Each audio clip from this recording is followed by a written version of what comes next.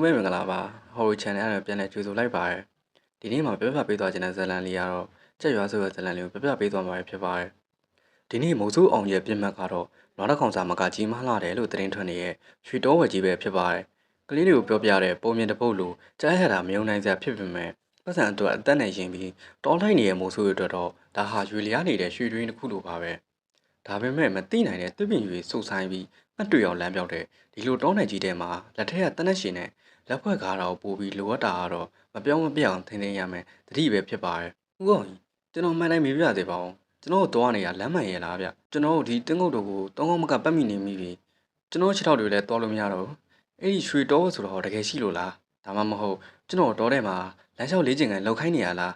မစိုးငယ်ကြော်သွားကညီတော်ရဲနဲ့မေးလိုက်ပါကြော်သွားမင်းပစောက်ပိတ်ထားပြီးပတ်ဝန်းကျင်ကိုပဲတေချာကြည့်ထားစမ်းငါတို့ရှိရရာထဲရရှိရတွေကအစ်စ်ဆက်ဆက်ပဲအေးဒါပေမဲ့ခြေရခါလောက်ဒီနောက်ဝင်နေပေမဲ့ခြေလဲအကွာဝေးရောက်ပြင်းနေတယ်လို့ခက်ကြဲကြဲပဲဖြစ်နေတယ်ပြီးတော့တောထဲကအနမ်းကလည်းရှုံးနှံ့ကနေအစိမ့်ပုံနံပါတ်ကိုပြောင်းလာပြီလူတရက်ဆိုလိုပဲအဖြူရောင်မြူကိုလုံးကြီးတွေကဟောခနဲ့တိုးဝင်လာပါတော့ရဲ့အဲ့ဒီမြူကိုတွေဟာတက်ရှိတရံကြီးတစ်ခုလိုလမ်းကြောင်းတွေကိုဖုံးကွယ်ခြေရတို့ဖျက်ဆီးပြီးဝါရင်မို့ဆိုတယောက်ရဲ့ယုံကြည်ချက်ကိုပါစက္ကန့်အပိုင်းတွင်ရိုက်ချိုးပစ်လိုက်ပါတယ်ဥဟောင်ကြီးဒီမြူတွေကမြန်လုံးလာကြည်လားဗျကျွန်တော်ကိုတော့ကိုတော့မမြင်ရတော့ဥဟောင်ကြီးဘယ်မှာလဲကျွန်တော်ထားမသွားပါနဲ့နော်ကျွန်တော်ကြောက်တယ်ငါဒီမှာရှိရယ်ငါနောက်ကနေလိုက်ခဲ့ဘာတန်မှကြောက်ကြနောက်ကိုလှည့်မကြည့်နဲ့နာမည်ခွန်လည်းမထူးနဲ့ကြားလားဟုတ်ခဲ့ပါဝါရင်မို့ဆိုကြီးမို့ဆိုအောင်ကြီးကတော့အခြေအနေကိုရေးလဲတဘောပေါက်ပါတယ်မို့ဆိုကြီးတွေလမ်းညွန်ခဲ့သလိုပဲမြူလူတွေကြားတဲ့ကလမ်းပြောက်တဲ့အခါမျက်လုံးနဲ့လမ်းမရှာပဲအုံနောက်နဲ့နှလုံးသားကိုတုံးပြီးလမ်းချရပါတယ်ဒါဟာရိုးတော့မဟုတ်ဘူးဆိုတာမို့ဆိုအောင်ကြီးသိနေပါသူ့လေဘဲမှာဆွဲထားတဲ့လက်ဖွဲ့ကပူထူလာပြီးဒီအဖြူရောင်မြူကိုတွေကြားတဲ့ကနေစုံတစ်ခုကသူတို့ကိုစိုက်ကြည့်နေကြအောင်တတိပေးနေပါတယ်ဥအောင်ကြီးဒီညကြီးကထူးဆန်းလို့လည်းဗျပြန်ရရအောင်နော်တော့လည်းမလို့ချင်းတော့အိမ်ပြန်ပြီးအမေကြော်ပြီးကြောက်ကြော်နဲ့ပဲစားချင်တော့သိစမ်းငါတို့ကြောက်နေတာကိုအဲ့ဒီကောင်တွေမသိပါသေးနဲ့ကြားလားဟာရှေ့ဆက်သွားမယ်အဲ့ဒီအဖြူရောင်မြူကိုမင်းပင်နိုင်ကြီးကလမ်းဝင်ပြလိုက်တဲ့အခါမှာတော့အိမ်ပြန်လမ်းအောင်ပွင့်ပေးတာမဟုတ်ပဲနေပုံပေါ်မှာမရှိရဲ့နှုတ်ဘဆန်ကျန်တောင်ကြားရွာလေးစီကိုရောက်ရှိသွားပါတော့ရဲ့ညနေကောင်ရန်ရောက်တဲ့အခါမှာတော့ရွာထဲကစီမီရဲ့အလင်းရောင်ခင်းထားတဲ့အိမ်လေးတွေကမုံစိုးနှစ်ယောက်ကိုစိတ်ကြည့်နေတဲ့ဘလူးမကောင်းဆိုးဝါးကြီးရဲ့မျက်လုံးကြီးတွေနဲ့တူလှပါတယ်လူပြီးဗျဥအောင်ကြီးကြည့်ပါဦးတကယ်ရွာကြီးဗျာတော်သေးတာပေါ့မဟုတ်ရင်ဒီညချောင်းမင်းအောက်မှာတနက်ဖက်ပြီးအိပ်ရတော့မယ်နေုံကြော်သွားမမတာနဲ့ရောဒီရွာကြီးကတိတ်ဆိတ်လုံးနဲ့ကွာမင်းမခံစားမိဘူးလားခွေးအောင်တန်လည်းမရှိဘူးကြက်စုံတန်လည်းမရှိဘူးပြီးတော့လူတယောက်မှမရှိတဲ့အတိုင်းပဲရွာထဲကိုပုံပုံနဲ့ဆိုင်တော်ဝင်ရောက်လာတာနဲ့အမျှစီမီအိမ်တွေရဲ့နှွေးထွေးရဲ့ခံစားချက်တွေပျောက်ကွယ်သွားပြီးကြိုးတဲ့အထီစိတ်ဝင်သွားတဲ့ဒီဆက်ဆက်အော်ရာကြီးကနှမိုးထားပါတယ်။ဦးအောင်ကြီးဟိုဖိုးကြီးရဲ့မျက်လုံးကိုကြည့်ပါဦး။ကျွန်တော်စိုက်ကြည့်နေတာကြောက်စရာကြီးอ่ะ။ तू ကတကယ်ပဲကြည့်နေတာတသက်မျက်စိကွယ်နေတာတော့မသိဘူးနော်။တိတ်တိတ်နေစမ်းကြောသွား။အိမ်ကအဖိုးကြီးကတန်အောကြီးနဲ့လှမ်းပြောလိုက်ပါတယ်။မကြောက်ကြပါနဲ့မို့ဆိုလို့ရဲ့။အဖမင်းတို့တောင်ကြားထဲဝင်လာတဲ့ကမြင်နေရတာပါ။ငါတို့ရောအလဲလာတဲ့သူမရှိရကြပြီ။အိမ်မော်တက်ပြီးနားကြပါဦး။တောထဲမှာအေးဝေးပြုတ်တယ်ဆိုတာအမြဲတမ်းထမင်းဝိုင်းနဲ့ပဲစုံတက်လေးရှိပါတယ်။ဒါပေမဲ့သူတို့ရှေ့မှာရှာပေးထားတဲ့ဟင်းကတော့ရိုးရိုးဟင်းတွေနဲ့ပို့ပြီးညှိဆူဆူဖြစ်နေပါတယ်။အနံ့ကပြင်းလွန်းလို့မိုးစိုးအောင်ကြီးကတော့မျက်နှာလွယ်ထားပေမဲ့ဗိုက်စာလုံးလုံးမျက်လုံးပြူးနေတဲ့မိုးစိုးငယ်ကြော်သွားကတော့ထမင်းစုပ်ကိုကောက်သွားပါတော့ရဲ့။ဦးအောင်ကြီးအရသာစမ်းပေမဲ့စားလို့တော့ကောင်းသားဗျ။ဒါဘာသားဟင်းနဲ့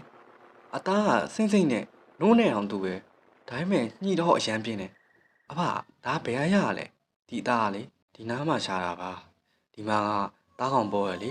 ဒါပေမဲ့ဖမ်းတဲ့နေရောတီးဖို့လိုတာပေါ့ဒါနဲ့အဖဒီဘာလူတွေဘယ်ရောက်ကုန်ကြရလဲကျွန်တော်ရွာထဲဝင်လာတဲ့ကလမ်းပေါ်မှာလူတယောက်မှမတွေ့ရအောင်အားလုံးအိတ်ကုန်ကြရလားဒီရွာလူတွေကညာဘက်ဆိုအလုပ်လုပ်ကြတာဘယ်သူမှမအိတ်ကြဘူးဒါနဲ့ဒီညမင်းတို့ခေါင်မိုးပေါ်မှာဘာတန်ပန်းကြကြတကားလာခောက်ပြီးနာမည်ခွန်လဲလုံးဝမခွင်နဲ့ဘာတန်မှလည်းမပေးနဲ့အရေးကြီးဆုံးကတော့ပြည်ပေါက်ကနေအပြင်ကိုလုံးဝမဆောင်ကြည့်ကြနဲ့ကြားလားဘာလို့လဲဖာရဲ့ဒီရွာမှာဘာယူအစရှိလို့လဲဒီရွာရဲ့တော်လေးကအရန်ပြင်းတယ်အမောင်တို့တဲ့လွင့်ပါသွားစေနိုင်လို့ပဲအဖစကားကိုယုံပါကွယ်အခန်းထဲဝင်ကြမနက်မိုးလင်းအာယုံတက်တဲ့အထိပြင်မထွက်ကြနဲ့ကြားလားအင်ပြန်ပြီးအမေချက်တဲ့ထမင်းဟိုစားကျင်တဲ့ဆိုရင်ပေါ့ကွာပြင်မာတော့လေးတွေကတိုးနဲ့ပြင်းနဲ့စွာတိုက်ခတ်လာပြီးပုံမဟုတ်တဲ့အိတ်ဆက်မှုကိုတေးဆောင်လာပါတယ်အဲ့ဒီမိုးတွေရင်းရိုင်နေပြီးတိမ်လုံးပြိုကြတော့မလို့ဖြစ်နေပေမဲ့ဘ ထိုထက်ပုံမကြောက်စရာကောင်းတာကတော့ခေါင်မိုးပေါ်ကတခုခုရွေလျားနေတဲ့အတန်ပဲဖြစ်ပါတယ်ဥပါဥပါဥပါထားပါအောင်ဗျာခေါင်မိုးပေါ်အတန်နားထောင်ကြည့်ပါဦးဒါရိုးရိုးလေးတန်မဟုတ်တော့ငှက်ကြီးအကောင်တရားမကခေါင်မိုးပေါ်မှာဝိုင်းနားနေတဲ့အတန်တိုင်းပဲဗျာအေးငါမင်းကိုညင်ညင်နေလို့ပြောထားမဟုတ်လားဘိုးကြီးမှာထားမမတ်မြူလားဘလုံးမိတ်ပြီးဖျားတာတာယွန်းနေစမ်းဘလို့လို့အိပ်ပြော်မလဲဥကောင်ကြီးရဲ့အနံ့ရတယ်အကောင်ပုံနှံကြီးလေထဲပါလာဗျကျွန်တော်မနေနိုင်တော့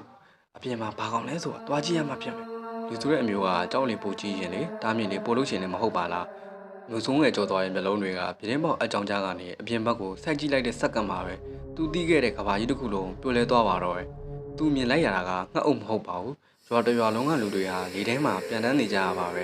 အိမ်မဆိုးကြီးအပြင်မှာတကယ်ဖြစ်လာတာပဲဖြစ်ပါတယ်လူသိရှင်ရှင်တွေယူစီကြနေတဲ့ဖုံးဝင်ဥထွက်တဲ့မာကြီးများခေါင်းပြက်ကြီးတွေဟာလေထဲမှာပြန်တန်းရင်အသားတုံးတွေကိုလဲလှယ်စားတောက်နေကြပြီဘေးနားမှာတော့ဇော်ကောကြီးတွေကိုအတောင်မှန်လုပ်ပြီးပြန်တန်းနေတဲ့ဖုတ်သေးကြီးများကဝိုင်းဖွဲ့နေကြပါတယ်သူတို့ဟာတာမန်ပြန်တန်းနေကြမှာမဟုတ်ပါဘူးဒီနေ့မိုးစိုးအောင်ကြီးနဲ့ကြောစွာတဏီကုံလိုက်ရှာခဲ့ကြတဲ့ရွှေတော်ဝက်ကြီးရဲ့အလောင်းကိုဝိုင်းဖွဲ့ပြီးမင်္ဂလာပါတီလုပ်နေကြတာဖြစ်ပါတယ်။ရွှေရောင်ဝကြီးမဟုတ်တော့ပဲညီရဲနေရဲ့အသားကြီးဖြစ်နေရဲ့မေဘုံကပြန့်ကျန်းနေပါတော့ရဲ့ငါမင်းကိုမကြည့်နဲ့လို့မှားထားရမဟုတ်လား။အဖိုးကြီးရဲ့အတန်ကြီးကကြောဘက်ကနေရုတ်တရက်ထွက်ပေါ်လာပါမင်းတို့ငါတို့ရွာရဲ့လှုပ်ဝက်ချက်ကိုမြင်သွားမှတော့ဘဲမှသွားတာမလို့တော့လာစမ်းပါငါတို့အုပ်စုရဲ့အစိပ်ပိုင်းတစ်ခုဖြင့်လာခဲ့ပါတော့ငါမီးတွေနောက်လာတွေမှာစားဖို့အဖိုးသားဖြင့်မင်းတို့လာခဲ့ကြပါတော့ကြေးကြောတော့တနက်တွေအဲ့ဒီကိုပြစ်ထားခဲ့အရှိဘောပဲတန်းပြီးနောက်ကိုလုံးဝမကြည့်ကြနဲ့မိုးစိုးအောင်ကြီးနဲ့ကြော်တော်တို့ဟာလေထဲကနေလိမ့်လာတဲ့ဖုတ်တရေကျက်စုတရေအရေးအတွက်စေကန်နဲ့မကတဲ့လိုက်လက်ဖမ်းသိမှုကိုအသက်လူကြီးပြေးကြရပါတော့တယ်။တေမင်းဟာသူတို့နောက်ကျောစီမှာလက်တလုံးအကွာမှာပဲရှိနေတာပါ။အတောင်မှခတ်တန်တွေလေဘင်းနာအထိရောက်လာပြီးခိုးပိုင်လိုက်တာနဲ့သူတို့ဘဝဟာဒီမှာတင်ဆုံးခန်းတိုင်သွားနိုင်ပါတယ်။ညဘက်တောထဲမှာတင်းလိုက်လို့ပြေးရတာဟာအပြေးပြိုင်မှာပြေးရတာနဲ့မတူပါဘူး။ပင်မယုံတယ်မကပဲခြေထောက်ကိုဖက်ဆွဲလဲချခြင်းနဲ့အမောက်လေးနဲ့ပါတိုက်ပွဲဝင်နေရပါအနောက်ကနေကြားနေရတဲ့အတောင်မှခတ်တန်တွေဟာရိုးလေတယ်မဟုတ်ပဲကြောက်လန့်လို့တုံနေတဲ့ခြေထောက်တွေကိုလှောင်နေတဲ့တီမင်းရဲ့အတန်ပဲဖြစ်ပါတယ်။နောင်တန်းနဲ့ပဲလူတော့ကြောသားအောင်တဲ့အလင်းအောင်ရောက်နေပြီမရက်နဲ့ကြိုးသားပြေးဦးအောင်ကြီးကျွန်တော်မရတော့ဘူးဗျခြေထောက်တွေမှာခဲဆွဲထားလို့ပဲလေးလံနေပြီသူတို့မိတော့မယ်ဦးအောင်ကြီးဘဝတရားရဲ့အစွမ်းထက်ဆုံးလက်နဲ့ဖြစ်တဲ့နေရောင်ကြီးဟာအရှိဘက်မိုးကုတ်စဝိုင်းကနေထွက်ပေါ်လာပါတော့တယ်။အမောင်လူပြောင်းွယ်သွားတဲ့အခါပြန်တန်းနေတဲ့တဲရဲရွာရဲ့လှုပ်ဝက်ချက်တွေလည်းပြန်လဲပိတ်ပင်သွားပါတော့တယ်။သူတို့နှစ်ယောက်လွတ်မြောက်ခဲ့ပါပြီ။တနက်စာမင်းမရနိုင်ခဲ့တဲ့အိမ်မက်ဆူကြီးနဲ့အတူလွတ်မြောက်ခဲ့တာဖြစ်ပါတယ်။ဒါပေမဲ့တဲရဲကားတွေရဲ့ထုံးစံတိုင်းအမြဲတမ်းအမှတ်တရလက်ဆောင်တစ်ခုကတော့တားကောင်းစီမှာကြံငယ်တိရှိပါတယ်။တပတ်ကြာသွားခဲ့ပါပြီ။ဘဝကပုံမှန်အတိုင်းပြန်ဖြစ်သစ်ပင်မဲ့မုံဆုံးငယ်ကြောသားအတွက်တော့မဟုတ်ခဲ့ပါဘူး။မိုးကြိုင်ထားတဲ့ထမင်းကြမ်းတန့်တွေဟာသူ့အတွက်ပုတ်ဆက်တဲ့အနှံ့ဖြစ်နေပါတယ်။သူ့ဝမ်းပိုက်ထဲမှာပုံမှန်မဟုတ်တဲ့ဆာလောင်မှုတစ်ခုစားတင်ကြီးထွားလာပါတော့တယ်။ဒါဟာတာမန်ပိုက်စားတာမဟုတ်ပဲလက်ဆက်တဲ့တွေးနဲ့အသားစိမ်းတွေကိုငတ်မှုနေရပဲဖြစ်ပါတယ်။ကြော်စောမင်းထမင်းမစား3ရက်ရှိပြီနော်။နည်းနည်းလောက်စားပါဦး။တော်ရဲသွားဖို့အားမရှိပဲနေလိမ့်မယ်။ကျွန်တော်ထမင်းကြီးအန်ဂျင်နဲ့ဥအောင်